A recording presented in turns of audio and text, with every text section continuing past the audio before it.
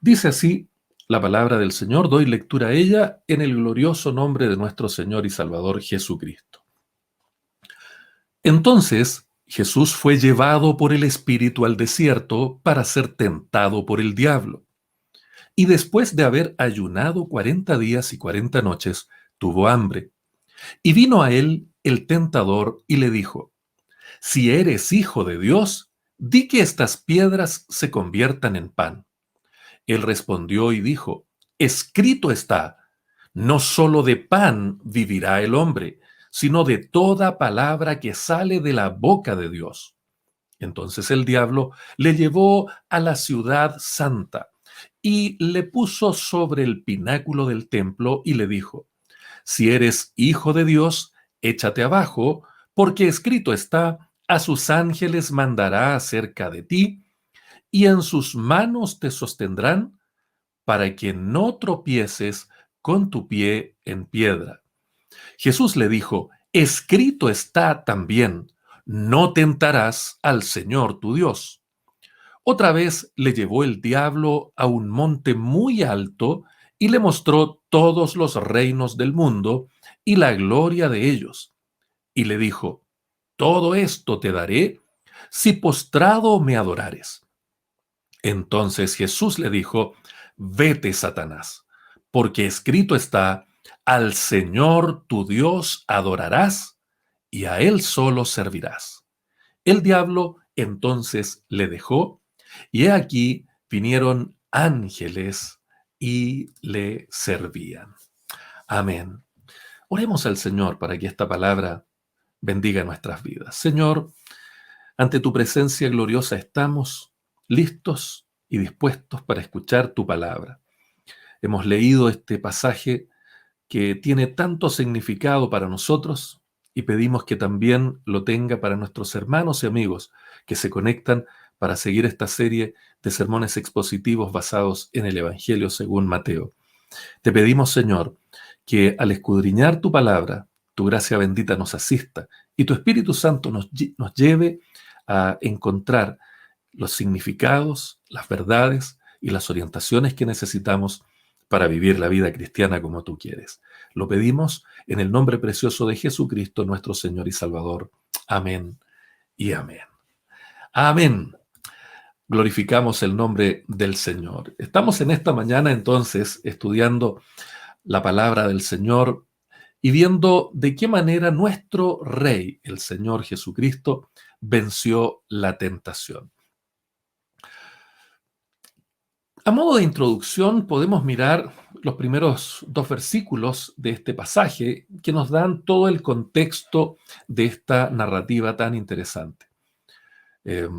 Aquí vemos que el Señor Jesucristo dice que fue llevado por el Espíritu al desierto. El Espíritu Santo da la dirección, da el empuje al Señor Jesucristo para que se vaya al desierto, pero lo que nos llama la atención es que le lleva al desierto para ser tentado por el diablo. Y esto ocurre después que él ha estado ayunando por 40 días y 40 noches allí en el desierto, entonces tuvo hambre. Si nuestro Rey, el Señor Jesucristo, iba a salvarnos de nuestros pecados, indudablemente que tenía que en algún momento enfrentarse, lidiar y vencer primero la tentación, que es donde comienza la dinámica del pecado en el corazón humano. ¿Y por qué ocurre esto? El autor de Hebreos nos dice algo interesante. Si usted tiene su Biblia en mano, vaya tomando notas y busque en Hebreos capítulo 2, versículos 17 y 18. Dice, por lo cual debía ser en todo semejante a sus hermanos, está hablando de Jesucristo, para venir a ser misericordioso y fiel sumo sacerdote en lo que a Dios se refiere, para expiar los pecados del pueblo.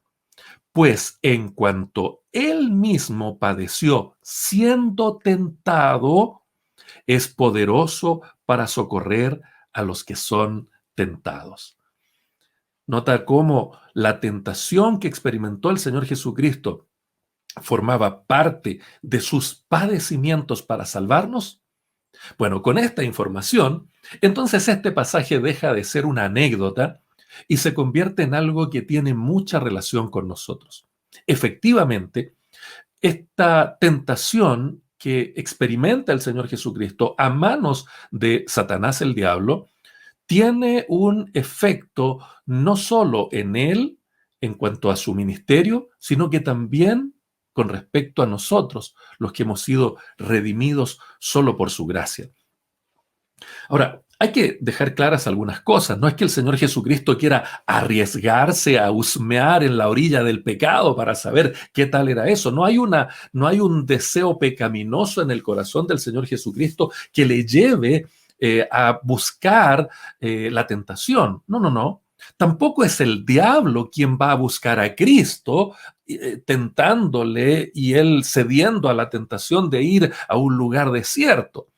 Es el Espíritu Santo quien lleva al Señor Jesucristo hasta el desierto. Y aquí notamos entonces que hay un propósito divino en esta acción. La palabra que aquí se utiliza para desierto es la palabra griega eremon. Y eremon significa desolado, deshabitado, sin cultivar. Lo digo para que vamos teniendo como una idea un poco más cabal del texto bíblico. Nosotros los chilenos tenemos la imagen del desierto de Atacama, el desierto más árido del mundo. Pero la palabra del Señor al referirse a desiertos va a depender bastante de la zona geográfica en donde eso ocurra. Y acá la expresión simplemente significa eso, desolado, deshabitado o sin cultivar. Ahora, la razón, insisto, para la cual el Espíritu Santo lleva a Jesucristo hasta el desierto es para ser tentado por el diablo. Ahora, respecto de esta palabra, tentado, el erudito Bob Utley escribe lo siguiente. Él dice, en el idioma griego, dos términos describen la tentación o prueba. Uno tiene la connotación de ser puesto a prueba con el propósito de ser fortalecido. Y esa es la palabra griega dokimazo. Dokimazo. El otro término, indica ser puesto a prueba con la expectativa de ser destruido. Todo lo contrario. Y es la palabra peirasmo. Peirasmo.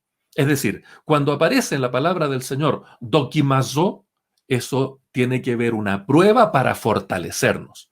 Pero peirasmo es una prueba para destruirnos, es una tentación para destruirnos. La palabra que se utiliza acá es la que se usa para destrucción.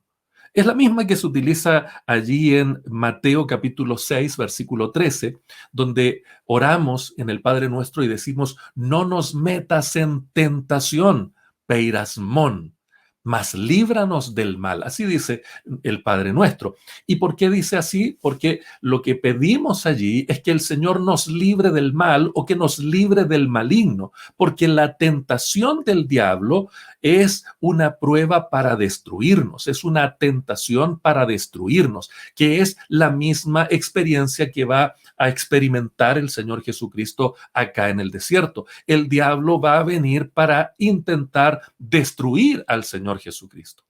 Ahora, Dios nunca nos va a tentar para destruirnos, pero constantemente Él nos prueba para fortalecernos. Lo que hace el Señor es que nos envía una dokimazo, una prueba para fortalecernos, para tomar algún aspecto de nuestro carácter y fortalecerlo más, alguna decisión en nuestra vida. Entonces Él nos mete en una prueba para que salgamos airosos, victoriosos y fortalecidos de ella. Pero Satanás, en cambio, es quien nos tienta para destruirnos. Otra cosa interesante acá, yo sé que para los creyentes no hay problema con hablar acerca del diablo, el enemigo de nuestras almas, pero hay que decir un par de cosas aquí. El diablo fue el agente de la tentación del Señor Jesucristo. Notable es también que al comparar este evangelio de Mateo con los otros evangelistas, nos damos cuenta, por ejemplo, que Marcos nunca utiliza el término diablo. Marcos siempre utiliza el término Satanás. Por ejemplo, en Marcos capítulo 1, versículo 13 lo menciona. Y Satanás significa adversario, el enemigo. Y proviene esta palabra directamente del hebreo. En hebreo esto suena Satán. De ahí viene el concepto Satanás. Por eso es que nosotros tenemos estos dos nombres de nuestro enemigo muy, muy grabados. Ahora, ¿cómo es que este nombre Satanás se fue transformando para convertirse en diablo? Básicamente aquí esto ocurre por influencia de la Septuaginta. La Septuaginta es la traducción al griego del texto hebreo. Entonces, este texto en hebreo que se llamaba Satán, en la Septuaginta se utiliza la palabra griega diabolos, que significa calumniador, acusador, impostor, falso acusador. Así fue como entonces Satán, al ser vaciado al griego, o se transliteró como Satanás, o se comenzó a utilizar la palabra diabolos, que terminó en nuestras Biblias en español como diablo. Me gusta lo que dice William Hendrickson al respecto de nuestro enemigo. Dice, es claro que Mateo creía en la existencia de un príncipe del mal personal. Lo mismo creían los demás apóstoles y escritores inspirados, y el propio Cristo también sabía que existía esta persona. Dice Hendrickson, expulsado del cielo, el diablo se llenó de furor y de envidia. Su odio está dirigido contra Dios y contra su pueblo, especialmente contra Dios cuando está por revelarse en Jesucristo para salvación. Hasta ahí la cita de William Hendrickson. Entonces tenemos una tentación real porque tenemos a un diablo real en la persona el enemigo que se enfrenta al Señor Jesucristo acá en el desierto. El versículo 2 también nos aporta otros datos para introducir este sermón. Dice el versículo 2, y después de haber ayunado 40 días y 40 noches, tuvo hambre. Por favor, piense usted en el Señor Jesucristo luego de este momento glorioso que vimos la semana pasada, en donde se bautiza identificándose con nosotros, los seres humanos pecadores, pero también identificándose con la deidad, con su Padre, que le reconoce, y ahora está en privado, completamente aislado, en un lugar desierto, con un apetito enorme porque ha ayunado 40 días y 40 noches, y con un enemigo brutal e implacable acechándole. Tremendo, ¿no? Bueno, estos 40 días y 40 noches son muy significativos para nosotros en la Biblia. Hay que señalar, sí, en un pasaje paralelo de Lucas encontramos que Lucas dice que el Señor Jesucristo en estos 40 días y 40 noches no comió en absoluto ni bebió absolutamente nada. Es una cosa impresionante el ayuno del Señor. Un caso muy notable y similar es el caso del profeta Elías, que estuvo en el monte Sinaí, u Horeb, durante 40 días y 40 noches después de la confrontación que tuvo con los sacerdotes de Baal en el Monte Carmelo. Eso está allá en Primero de Reyes, capítulo 19, versículo 8. También estos 40 días y 40 noches del ayuno del Señor Jesucristo nos recuerdan los 40 días y 40 noches de Moisés en el monte Sinaí, y también en el periodo de los 40 años que Israel vagó por el desierto. Por esa razón, en el pasaje que vamos a estudiar hoy día, que vamos a considerar para nuestra predicación, vamos a notar cómo Mateo muestra a Jesús como el nuevo dador y liberador de la ley, como un nuevo Moisés, como un nuevo comienzo, como el nuevo líder que va a guiar al pueblo del Señor.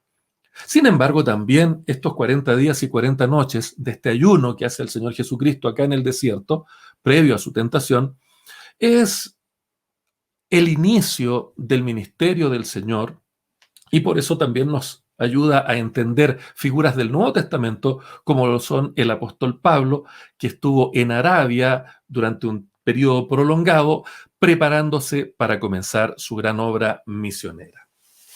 ¿Por qué señalamos esto? Básicamente porque el Señor Jesucristo no fue tentado en el templo, ni en su bautismo, sino en el desierto. cuando estaba cansado, solitario, hambriento, y por lo tanto, humanamente hablando, estaba más vulnerable. Apliquemos esto a nuestras vidas y reconozcamos que Satanás con frecuencia nos tienta cuando estamos y somos más vulnerables, cuando estamos cansados, cuando estamos solitarios, cuando enfrentamos decisiones importantes o tenemos algún grado de incertidumbre. Sin embargo, también a Satanás le gusta tentarnos por medio de nuestras fortalezas, por medio de nuestras virtudes, en el momento en que somos más susceptibles al orgullo. Por ejemplo, después de un gran logro, después de una victoria o después de una promoción. En todos esos momentos tenemos que tener mucho cuidado, porque el enemigo de nuestras almas va a venir a tentarnos, pero no para sacar lo mejor de nosotros, sino para destruirnos. Debemos estar en guardia contra los ataques del enemigo que vienen en todos estos flancos. Para completar esta introducción, permítame hacer un par de alcances adicionales en el contexto doctrinal. Lo primero que quiero decir, para no volver a repetirlo después durante la predicación, es que, vuelvo a decir, es claro que su tentación fue real, aunque no es exactamente igual a la forma en que nosotros somos tentados. Fue tentado en cuanto a nuestra semejanza, por cierto, pero hay algunas diferencias. Mire, por favor, el libro de Hebreos, busquemos aquí en Hebreos, capítulo 4, versículo 15. Dice lo siguiente: porque no tenemos un sumo sacerdote que no pueda compadecerse de nuestras debilidades, sino uno que fue tentado en todo según nuestra semejanza, pero sin pecado. Note eso, el Señor Jesucristo efectivamente experimentó la tentación como nosotros, pero hay una gran diferencia. Cuando nosotros somos tentados, pecamos, pero el Señor venció la tentación sin ningún tipo de pecado. En este sentido, el proceso de la tentación parte siempre con esa voz tentadora o con el susurro interior de Satanás incitando a pecar, lo cual tanto Cristo como nosotros enfrentamos por igual. Así como el diablo fue a tentar al Señor Jesucristo, nosotros también somos tentados por el diablo. Ahora, a diferencia del Señor Jesucristo, nosotros tenemos interiormente un deseo interno. En la Biblia esto se llama la concupiscencia, que nos estimula cuando somos tentados a prestar oídos a las insinuaciones del diablo. Así, el hombre, siendo de su propia concupiscencia atraído y seducido, como dice Santiago capítulo 1, versículo 14, es que pecamos. Note eso entonces. Santiago capítulo 1, versículo 14 nos aclara que por qué la tentación del Señor Jesucristo es un poco diferente a la nuestra. Nosotros somos atraídos por nuestra propia concupiscencia, por algo que está en nuestro interior. Nuestra naturaleza humana nos incita no solo a escuchar la tentación, sino que a querer seguir oyendo, a querer seguir husmeando para luego finalmente terminar pecando. En cambio, nuestro Señor Jesucristo, sin duda alguna, que recibe la influencia del enemigo, pero de inmediato vamos a ver en el texto que vamos a considerar en esta mañana, el Señor Jesucristo lo bloquea absolutamente porque hay algo superior allí en esa vida santa y sin pecado que lo va a frenar, y de eso vamos a hablar en esta mañana y esperamos que sea de mucha bendición para nosotros. Pese a esto, para Cristo la tentación fue real. Esto es, el sentimiento de necesidad, el conocimiento de tener que resistir al tentador y la lucha que experimentó fueron muy reales. Por esta razón, si nos preguntáramos hipotéticamente, ¿había alguna posibilidad de que el Señor, 100% Dios y 100% hombre, cediera a la tentación y llegara a pecar? Hendrickson nos dice en su comentario que eso es definitivamente imposible. Él no tenía pecado ni podía pecar. Por eso, Aquí es donde vamos a descubrir la tremenda grandeza del Señor Jesucristo, como el último Adán o como el postrer Adán, como le llama Pablo cuando le escribe a los Corintios. El Señor Jesucristo, a diferencia de Adán y a diferencia de todos nosotros, logra vencer la tentación, logra vencer precisamente allí donde el primer Adán fracasó y cayó. Igualmente, así como Israel permitió la tentación en el desierto, cedieron y pecaron, Jesucristo en el desierto resulta victorioso de la tentación. Allí es donde surge entonces la pregunta que nos hacemos en esta mañana para este sermón. ¿Cuáles fueron las tres tentaciones que Jesucristo, nuestro Rey, logró de ellas resultar victorioso? En primer lugar, miremos los versículos 3 y 4, en donde vemos que la primera tentación mencionada por Mateo es cuando Satanás le dice a Jesucristo: si eres hijo de Dios, convierte las piedras en panes. Dice el versículo 3, y vino a él el tentador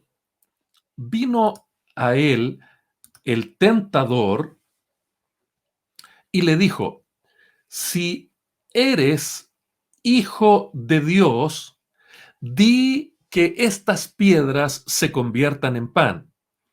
Él respondió y dijo: escrito está, no solo de pan vivirá el hombre, sino de toda palabra que sale de la boca de Dios. Ahí está. Ese es el pasaje. En medio de este tremendo ayuno, 40 días y 40 noches, el Señor tuvo hambre. Y vino a él el tentador. Y aquí aparece la palabra que les comentaba al comienzo de nuestra introducción, peirazón, el tentador. Es notable el uso de esta palabra junto con la palabra diablo o diabolos, que también comentamos al comienzo. ¿Por qué? Si notamos estas dos palabras, estos dos nombres que se le asignan a Satanás, nos damos cuenta que Satanás primero tienta al hombre a pecar con el propósito de destruirle. Pero luego, cuando el tentado cede a la insinuación del enemigo, el tentador se convierte ahora en un acusador. Y luego sigue repitiendo este modus operandi una y otra y otra y otra vez. Primero le tienta y luego lo acusa. El tentador es también el acusador. Por eso es tan significativo esta insinuación del enemigo. Le dice: si eres hijo de Dios, di que estas piedras se conviertan en panes. Panes, porque en el original está en plural, en panes. Es como que las piedras que estaban allí en el desierto, cada una de él las podría convertir en panes para poder satisfacer ese tremendo apetito que tenía. El paralelo acá con Eva, mirando el fruto del árbol del conocimiento del bien y del mal, es absolutamente claro. O también el pasaje de Primera de Juan, capítulo 2, versículo 16, cuando dice que en el mundo están los deseos de la carne, los deseos de los ojos y la vanagloria de la vida, nos dan una idea de lo que aquí puede estar ocurriendo, ¿no? Sin embargo, para mantener el argumento que Mateo nos presenta y también el enfoque en los paralelos que hace con el Antiguo Testamento, debemos recordar las palabras del Padre dichas en el pasaje anterior, en Mateo capítulo 3, versículo 17. Allí el Señor, recuerde usted, dice: y hubo una voz de los cielos que decía: este es mi Hijo amado, en quien tengo complacencia. Este es mi Hijo amado, en quien tengo complacencia. Por eso aquí el tentador, al igual que lo hizo con éxito perverso en Edén, trata ahora frustradamente de seducir al Señor Jesucristo, el postrer Adán, en cuanto a ingerir un alimento. Así como tentó a los primeros padres a comer lo que no tenían que comer, ahora quiere tentar al Señor Jesucristo a través de esta misma debilidad natural de los seres humanos. Satanás estaba tentando a Jesús para que pudiera satisfacer sus necesidades personales usando sus poderes mesiánicos y también, de paso, ganarse la lealtad de los hombres por alimentarlos de manera sobrenatural. En el Antiguo Testamento, el Mesías es el que alimentaba al hambriento. Eso usted lo puede encontrar en Isaías capítulo 58, versículos 6 al 7 y también en el versículo 10. Por lo tanto, en un sentido, durante todo el ministerio del Señor Jesucristo, nos vamos a dar cuenta que esta potencial tentación se hace manifiesta una y otra vez en la alimentación de los 5.000, en Mateo capítulo 14, versículos 13 al 21, y en la alimentación de los 4.000 en Mateo capítulo 15, versículos 29 al 33. Nota cómo entonces aquellas áreas en las que el Señor Jesucristo era fuerte, también son un objeto o un canal a través del cual el diablo podría potencialmente intentar tentarle. Es decir, no solo ocurre la tentación aquí al comienzo de su ministerio, sino que como es habitual en el trabajo del diablo, esto se repite sistemáticamente durante toda la vida. Eso debemos tenerlo claro. Si nosotros logramos un día vencer una tentación específica, eso no significa que el diablo se vaya a dar por vencido. La posibilidad que tenemos de ceder a la tentación es algo que nos va a acompañar durante toda la vida. Por eso este pasaje es tan importante, este pasaje es tan clave para poder vivir la vida cristiana en victoria hasta que el Señor Jesucristo nos llame a su presencia. Ahora, si vemos cómo los hombres abusan de la provisión divina para sus necesidades de alimento, nuevamente encontramos un paralelo en la experiencia del desierto del pueblo de Israel con lo que estamos nosotros viendo acá. Todo el pasaje que estamos considerando en esta mañana va a tener como telón de fondo lo que ocurre en el Antiguo Testamento. De hecho, como vamos a ver, las formas en las cuales el Señor Jesucristo va a responder al enemigo, al tentador, precisamente son tomadas de pasajes del Antiguo Testamento para poder vencerle. El versículo 4 dice: Él respondió y dijo: escrito está, no solo de pan vivirá el hombre, sino de toda palabra que sale de la boca de Dios. Esta frase es categórica en el Señor Jesucristo y tenemos que empezar a considerarla con más detenimiento. Escrito está. Esto ha sido escrito. Esto está afirme. Esto está asentado.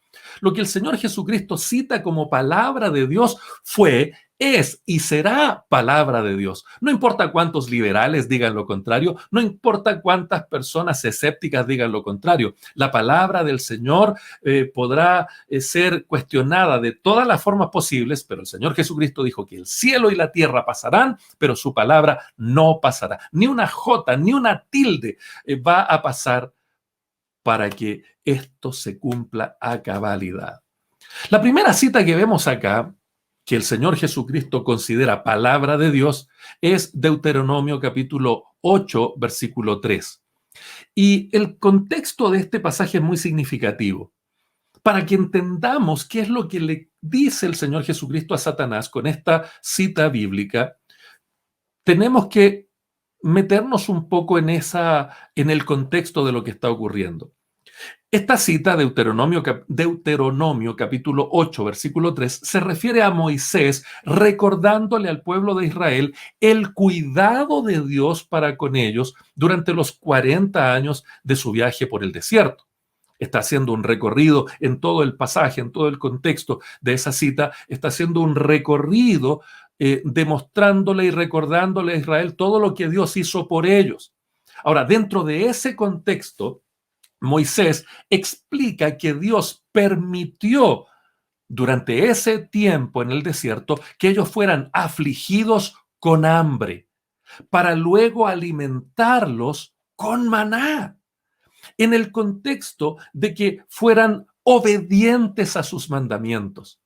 Déjeme citar el pasaje exacto del Deuteronomio. El versículo 3 dice: y te afligió y te hizo tener hambre y te sustentó con maná, comida que no conocías tú ni tus padres la habían conocido, para hacerte saber, subrayo esto, para hacerte saber que no solo de pan vivirá el hombre, mas de todo lo que sale de la boca de Jehová vivirá el hombre.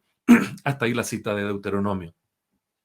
Es decir, para tener certeza de su condición de hijo de Dios, Jesucristo no necesitaba hacer uso de su poder mesiánico antes de tiempo o en un contexto inapropiado o simplemente para darle en el gusto al diablo. El hambre que el Señor estaba experimentando producto de este prolongado ayuno, al igual que el hambre que experimentaron los israelitas en el desierto, pone de relieve que a Jesús le bastaba la palabra dicha por su Padre: este es mi Hijo amado, para tener certeza de quién era, aunque Satanás el tentador lo estuviera cuestionando, lo estuviera poniendo en duda. Con pan o sin pan, la palabra de Dios es suficiente. Bendito sea el Señor. Nota entonces que la respuesta del Señor Jesucristo no es solo un versículo aislado, como una especie de mantra o como una especie de lema o arenga. No, tiene todo un sentido, tiene todo un significado. Satanás le decía: si eres hijo de Dios, haz que estas piedras se conviertan en pan. Está indudablemente evocando la realidad de la palabra del Señor, pero puesta en una confrontación directa para hacer dudar al Señor Jesucristo. Pero el Señor Jesucristo le dice que su apetito físico para él no tiene mayor relevancia en comparación con lo que en el momento de su bautismo el Padre dijo: la palabra de Dios está por encima de cualquier situación o necesidad. Me bendice oír las experiencias de los jóvenes muchachos y muchachas que están en el instituto bíblico preparándose para el ministerio. Siempre hay un tiempo de hambre en sus historias y en sus relatos o un testimonio. Siempre hay un tiempo de enfermedad, un tiempo de pobreza. Siempre hay una prueba que les lleva al borde a poner en duda su llamado, su ministerio o el amor de Dios por ellos. Y lo más extraordinario es que luego se repite esta misma experiencia en los primeros años del ministerio, o se repite esta experiencia en los primeros años del matrimonio, o también cuando ya han alcanzado la popularidad en cuanto a su ministerio, se vuelve a repetir esta experiencia y la tentación es siempre la misma. El diablo nos hace poner los ojos en algo que en ese momento no tenemos y necesitamos para cuestionar nuestra condición de hijos e hijas de Dios. Cada vez en nuestra vida va a venir un momento en que necesitemos algo, en que tengamos alguna profunda necesidad, y el diablo va a venir una y otra vez y nos va a decir: si eres hijo de Dios, entonces ¿por qué estás enfermo? Si eres hijo de Dios, entonces ¿por qué no tienes los recursos para tu casa? Si eres hijo de Dios, entonces ¿por qué no tienes los recursos para darle educación adecuadamente a tu familia, etcétera, etcétera? Ciertamente, no tenemos la capacidad para convertir piedras en panes. Ciertamente no tenemos la capacidad para sanar a nuestros hijos o hijas cuando están enfermos. Y ciertamente no tenemos la capacidad de resucitar a nuestro amigo que ha muerto. Pero el enemigo está allí acechando. Si estás hoy día en medio de un desierto con una gran necesidad, vuelve a decir con la misma convicción que el Señor Jesucristo: escrito está. No solo de pan vivirá el hombre, sino de toda palabra que sale de la boca de Dios. La palabra de Dios es suficiente. Lo que Él ha dicho, eso lo hará. Puedes estar seguro de eso, como el Señor Jesucristo lo estaba. Que en esta mañana tu necesidad, tu problema, tu carencia no sea el motor que el diablo logre usar para hacerte dudar de la fidelidad de lo que Dios te ha prometido. que no sea ningún tipo de problema o conflicto temporal lo que use Satanás en esta mañana para cuestionar el amor de Dios sobre ti. En esta mañana vuelve a decir, igual que el Señor Jesucristo, escrito está, no solo de pan, no solo de salud, no solo de cuestiones temporales vivirá el hombre.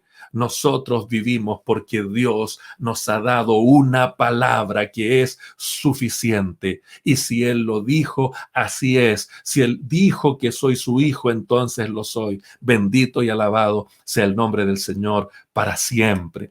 Fortalece tu alma en esta mañana, hermano amado, en la palabra del Señor, para que esas tentaciones sean vencidas en el nombre de Jesucristo.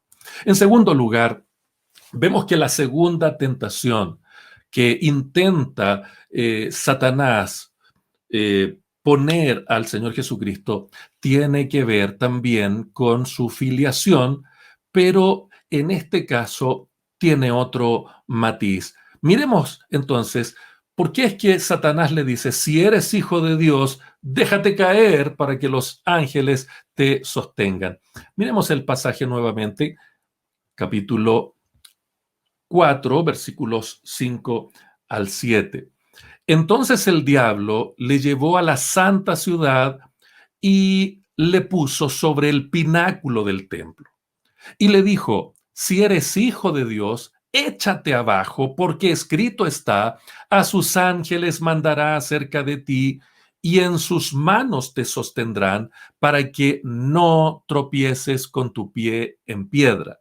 Jesús le dijo, escrito está también, no tentarás al Señor tu Dios. Bendito sea el Señor para siempre. La secuencia de tentaciones es diferente si comparamos Mateo con Lucas. Ahora, la diferencia está probablemente en el hecho de que Mateo las presenta cronológicamente en una secuencia histórica y para eso utiliza un adverbio de tiempo que en griego es la palabra tote, que la Reina Valera traduce como entonces, ¿no? Entonces, este adverbio de tiempo utilizado por Mateo nos da la idea de que cada una de las tentaciones, en el orden que Mateo las coloca, están presentadas en orden cronológico. A diferencia de Lucas, que utiliza una conjunción, se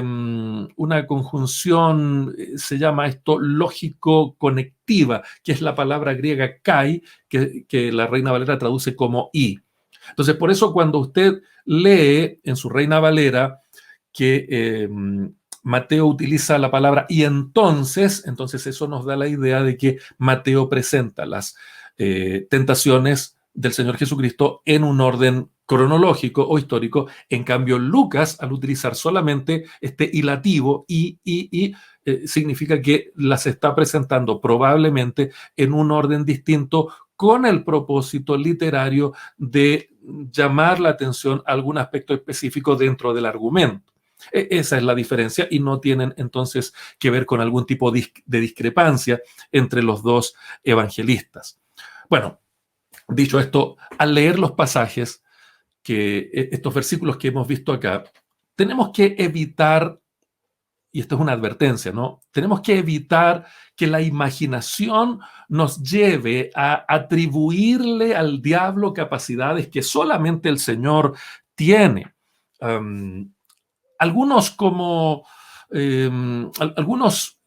comentaristas son muy enfáticos en esto. Recordemos que el diablo, en primer lugar, no es todopoderoso, no es omnisciente, ni tampoco es omnipresente. El diablo tiene un gran poder como cualquier ser angelical, pero es un poder limitado, es un poder que está absolutamente sujeto a lo que el Señor permite o no permite que el diablo realice.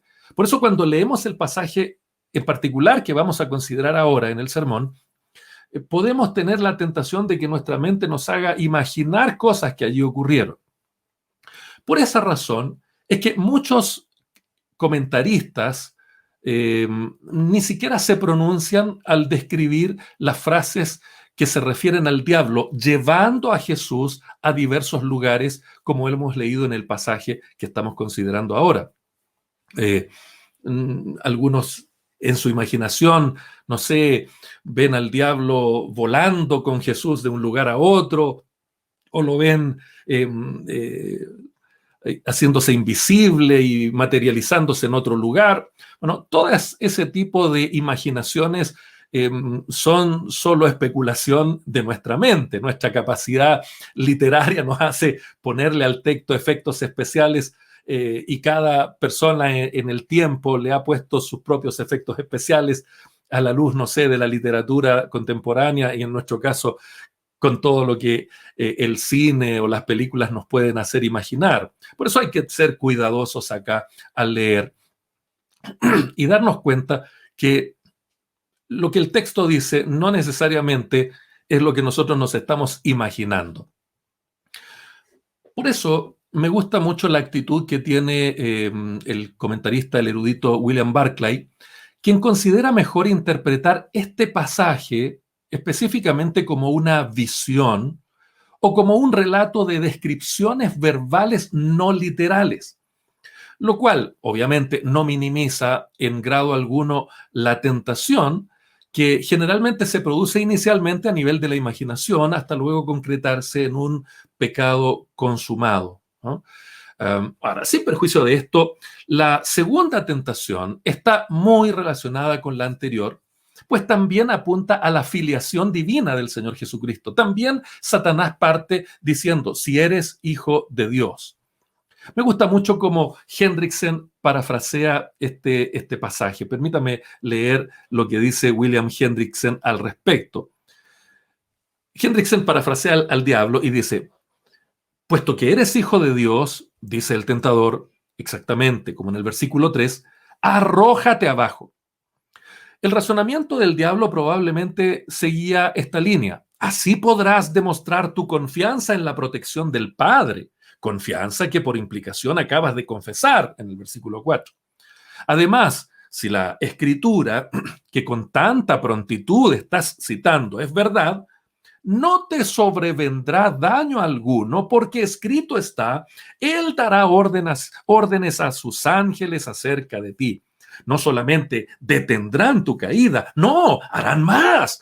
Muy tiernamente te tomarán en sus manos para que usando sandalias no te hieras al golpear el pie contra algunas de esas agudas piedras que abundan en el fondo de ese abismo.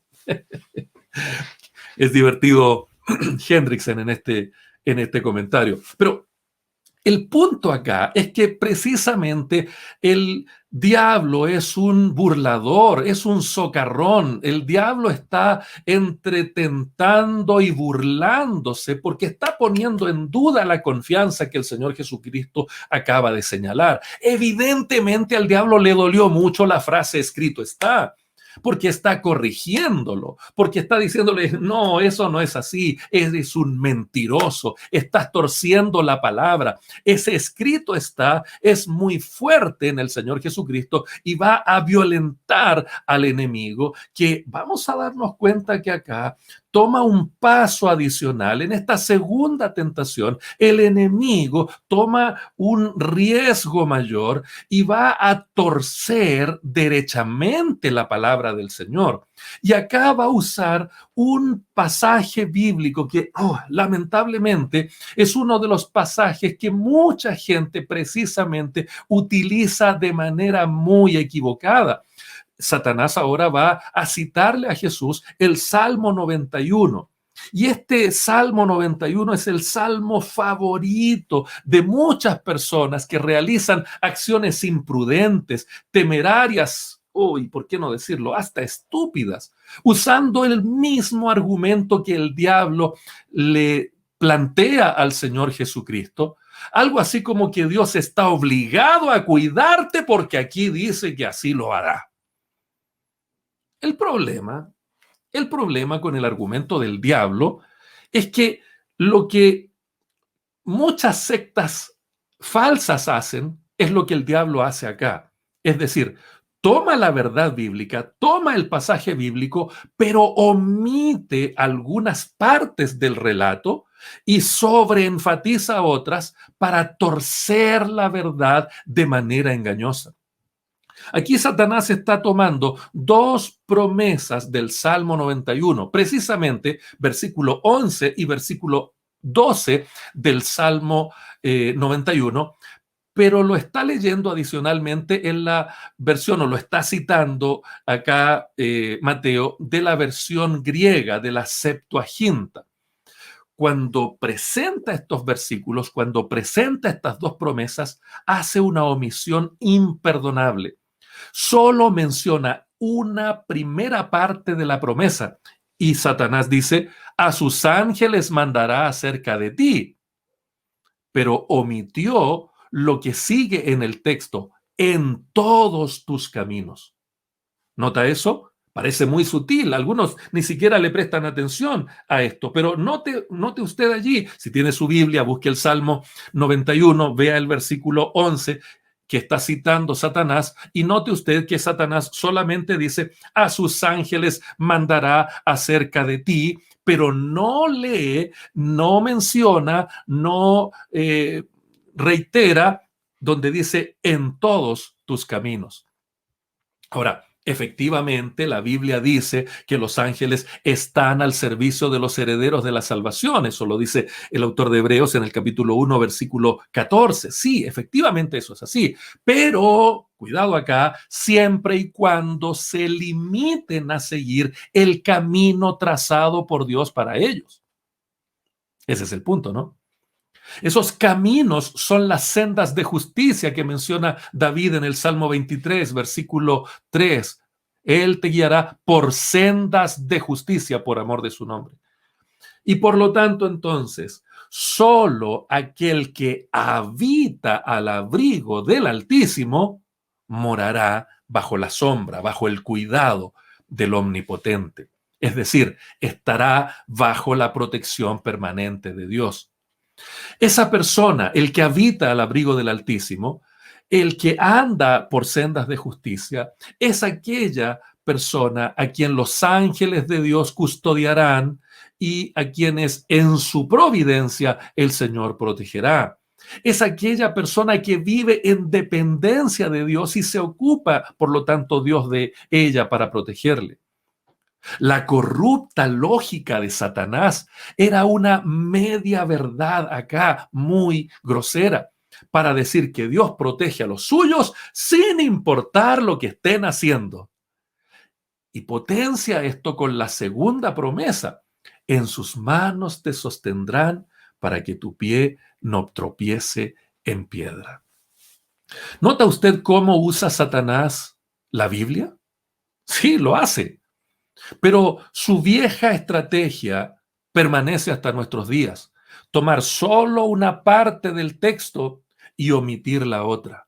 Generalmente presenta las bendiciones, pero omite las condiciones. Esa dinámica satánica y pervertida de usar la Biblia es tristemente la causa de la caída de muchas personas. Ahora, si miramos esto en una perspectiva un poco más amplia, no es solo la omisión de esta cita bíblica lo que hace Satanás. El diablo en realidad lo que hace es omitir de manera global que Dios no disculpa, sino más bien condena y castiga la temeridad, el jugarse con la providencia de Dios, el arrojarse impetuosamente al peligro en forma injustificada, como por ejemplo Lot en el capítulo 13 de Génesis. Vemos cómo Lot toma la mala decisión de irse a vivir más y más cerca de Sodoma y de Gomorra, eligiendo según la vista de sus ojos por una actitud codiciosa, pero luego el Señor trae un juicio terrible sobre Lot. Vemos cómo las actitudes soberbias mencionadas en el Salmo 19:13 también son juzgadas por el Señor. Vemos cómo la malicia de Amán en Esther capítulo 5 y capítulo 7 son también juzgadas duramente por el Señor. Y qué decir en el libro de Daniel, capítulo 4, capítulo 5, vemos cómo la arrogancia de Nabucodonosor y la soberbia de Belsasar son claramente condenadas, juzgadas por el Señor. Dios no deja sin castigo a los soberbios, a los que actúan temerariamente. Y en el Nuevo Testamento, el capítulo 1, versículo 30 de Romanos y el capítulo 2, versículo 10 de la segunda carta del apóstol Pedro, nos muestran una y otra vez largos listados de pecados que tienen que ver precisamente con esto, precisamente con actuar temerariamente, precisamente con tentar al Señor. La categórica respuesta del Señor Jesucristo echa por tierra el torcido uso que profanamente Satanás hace de la palabra del Señor. En el versículo 7, el Señor Jesucristo le dice, escrito está también, no tentarás al Señor tu Dios. Aquí el Señor Jesucristo cita nuevamente el Deuteronomio, capítulo 6, versículo 16, donde se describe la situación de los israelitas mencionados en Éxodo capítulo 17, versículos 1 al 7, como en un lugar llamado Masá y Meribá, los israelitas probaron al Señor y se rebelaron en contra de Moisés por la falta de agua. Mire esto, note el patrón nuevamente. Note la manera en que los israelitas vienen a ser un modelo, un paralelo para que el Señor Jesucristo pueda vencer la tentación con la palabra. En ese pasaje los israelitas están en medio de una situación muy delicada, la falta de agua. Y la actitud que toman es probar al Señor, rebelándose en contra de Moisés. Acusaron a Moisés de haberlos sacado cruelmente de Egipto, a ellos y a sus hijos, su ganado, llevándolos al desierto para ser destruidos. Estaban casi a punto de apedrear a Moisés y en vez de dar a conocer todas sus necesidades y sus deseos delante del trono del Padre, a la manera de un hijo insolente y provocativamente, desafiaron a Dios diciendo, ¿está Jehová entre nosotros? Qué terrible. Jesús sabe que una mala conducta similar de parte suya equivaldría a una grave transgresión. Esto es, al exponerse innecesariamente a un peligro para ver cuál va a ser la reacción del Padre, si estará con él o no. Sabe que ello nada tiene que ver con la confianza humilde en el cuidado protector prometido en el Salmo 91. Note usted, mi querido hermano, mi querida hermana, de qué manera tremendamente pervertida el diablo está incitando al Señor Jesucristo a tentar al Padre. Tomando un versículo tijereteado, una verdad a medias, le dice, bueno, arrójate, lánzate al vacío, porque aquí dice claramente que a sus ángeles mandará acerca de ti, para que tu pie no tropiece en piedra. Pensando en esto, recordé lo que me relató uno de mis queridos amigos con mucha tristeza en estos días. Me comentaba cómo algunas personas que él conoció cayeron en esta tentación de probar al Señor en el contexto de la pandemia. Para ser más exactos, estas personas incluso citaron también el Salmo 91 y pusieron a prueba al Señor con actitudes temerarias. Cuando se encontraban, se burlaban de él. Le preguntaban, bueno, ¿acaso no tienes confianza en el Señor? ¿Qué andas usando ese bozal por la mascarilla? No se lavaban las manos, no usaban alcohol gel, no guardaban el distanciamiento social y obviamente tampoco quisieron vacunarse. Inclusive tenían la arrogancia de acusar a otros cristianos, tildándolos como cristianos de papel, como cristianos de cartón, porque le tenían miedo al famoso virus. Esto es pura mentira. ¿Acaso el Señor no dice que el que habita al abrigo? Y citaban nuevamente, temerariamente, el Salmo 91, de la misma manera en que el diablo quería que Jesús lo utilizara. El triste desenlace de esta historia lo tuvieron que relatar viudas e hijos que ni siquiera pudieron despedirse de sus seres queridos. La aplicación de esta verdad es bastante simple. No debemos confundir la fe y la confianza con el grave pecado de la soberbia y la temeridad. No debemos confundir la fe con malas acciones que son un vano y mortal intento de tentar al Señor a que haga lo que nosotros queremos que haga. Amados hermanos, seamos prudentes. Andemos por las sendas del Señor y no por nuestros propios caminos.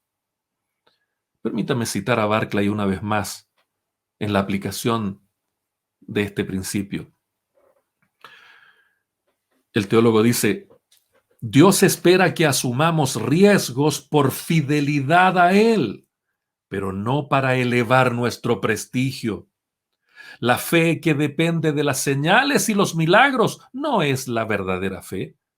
Si la fe no puede creer sin las sensaciones, es que no es realmente fe, sino una duda que está buscando una prueba y buscándola donde no la puede encontrar. El poder salvador de Dios no es algo con lo que se puede jugar ni experimentar, sino algo en lo que hay que confiar sin aspavientos en la vida diaria. Seamos prudentes. Finalmente, la tercera tentación que experimenta el Señor Jesucristo está relacionada con probablemente una de las groserías más brutales del enemigo. Leamos el pasaje una vez más. Versículos 8 al 11. Ahí creo que tengo un error en la cita, pero 8 al 11. Dice: Otra vez le llevó el diablo a un monte muy alto y le mostró todos los reinos del mundo y la gloria de ellos, y le dijo: Todo esto te daré si postrado me adorares. Entonces Jesús le dijo: Vete, Satanás, porque escrito está: Al Señor tu Dios adorarás y a Él solo servirás. Entonces el diablo entonces le dejó, y aquí vinieron ángeles y le servían. Bendito sea el Señor para siempre. Alabado sea su nombre. Cuando nosotros miramos el maravilloso evangelio de Juan en el capítulo 3, versículo 16, encontramos allí el corazón del ministerio del Señor Jesucristo. Un mundo perdido al que Dios ama a tal grado que envió a su único Hijo para salvarlo. El Señor Jesucristo afirmará más tarde que Él vino a buscar y a salvar a los que se habían perdido. Por eso la fuerza de esta tentación estaba en el corazón de la misión del Señor Jesucristo. Y la grosera oferta del diablo era: póstrate y adórame y yo te daré todos los reinos del mundo. Lo burdo de esta oferta es que era una miserable, mala copia de la genuina promesa hecha por el Padre en el Salmo 2, versículo 8. Pídeme y te daré por herencia las naciones y como posesión tuya los confines de la tierra. Eso lo puede prometer el verdadero dueño, el Padre, no un impostor miserable como Satanás. Ahora, si el Señor Jesucristo conocía la palabra del Señor y sabía que esa promesa se la había hecho el Padre, ¿Dónde entonces radica la tentación de esta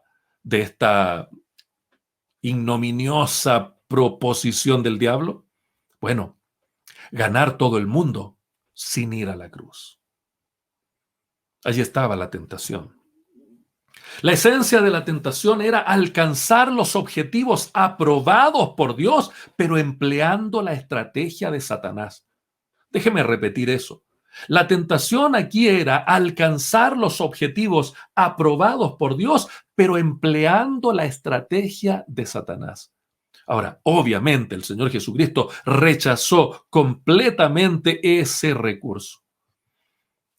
La pregunta obvia en esta mañana es, ¿eran de verdad estos reinos de Satanás? Algunos afirman que sí. Utilizan algunos textos bíblicos para tratar de darle sustento a esta idea. Efesios capítulo 2, versículo 2, por ejemplo, llama a Satanás el príncipe de la potestad del aire.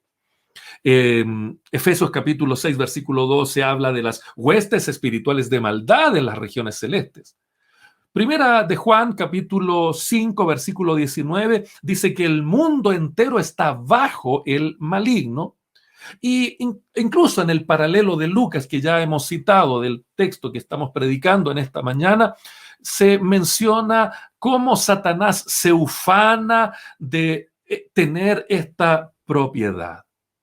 Sin embargo, mis amados hermanos, la evidencia contundente de toda la Biblia es que todas estas afirmaciones solamente se refieren a la influencia limitada que Satanás puede ejercer sobre el mundo, y la mayoría de estas referencias más bien demuestran el carácter corrupto y mentiroso de Satanás. Amados, no hay otro dueño sino el Señor. No hay otro sustentador sino el Señor. Bástenos citar para ellos lo que dice Romanos capítulo 11, versículo 36. Porque de Él y por Él y para Él son todas las cosas. A Él sea la gloria por los siglos. Amén. La respuesta entonces del Señor Jesucristo no se hace esperar. Vete, Satanás, porque escrito está, al Señor tu Dios adorarás y a Él solo servirás. Y obviamente vuelve a citar Deuteronomio, en este caso capítulo 6, versículo 13. El Señor Jesucristo estaba absolutamente seguro de que no se puede vencer el mal teniendo algún arreglo turbio con el mal. No podemos vencer el mal con el mal. No se puede, no funciona. El verdadero cristianismo es insobornable.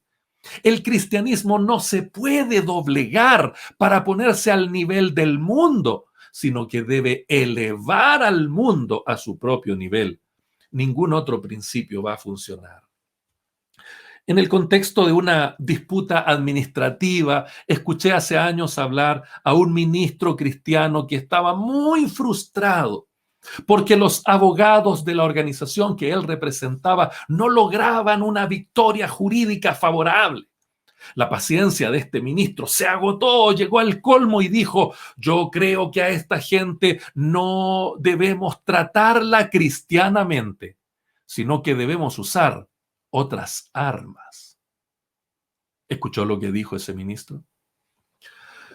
Cada vez que creemos que hay un límite para lo que Dios puede lograr con sus planes y nos postramos ante los planes del diablo, la tentación nos ha vencido. Necesitamos comenzar a erradicar de nuestro vocabulario algunas frases que se han hecho muy populares. Cuando decimos, cuando me enfrento con este tipo, me sale el viejo hombre, justificando una conducta pecaminosa. Se me acabó lo cristiano y le respondí como merecía, nuevamente. O más refinadamente, el fin justifica los medios. Amados hermanos, en vez de seguir con una especie de amistad con el mundo, Hagamos huir a Satanás con nuestra adoración y servicio al único y verdadero Dios.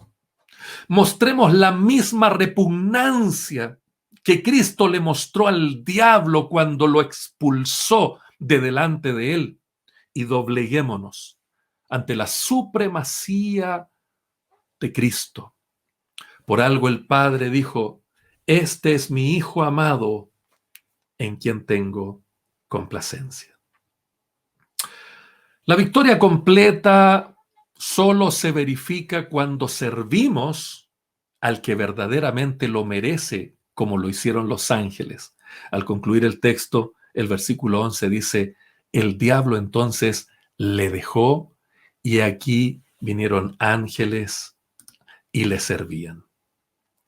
Alabado sea el Señor para siempre. Amado hermano, amada hermana, querido pastor, consiervo que estás escuchando esta predicación, déjeme terminar orando por mí y orando por usted. No sé en qué área de tu vida estás experimentando la profunda agresión del enemigo, el tentador, el calumniador. Esa tentación es como una pompa de jabón, es una ilusión. ¿Has visto las pompas de jabón cuando los niños juegan en el parque? Oh, qué hermosas se ven, una esfera flotando, movida por el viento. Si la logras ver de más cerca, ves cómo el reflejo de todo lo que está a su alrededor hace que parezca un universo maravilloso.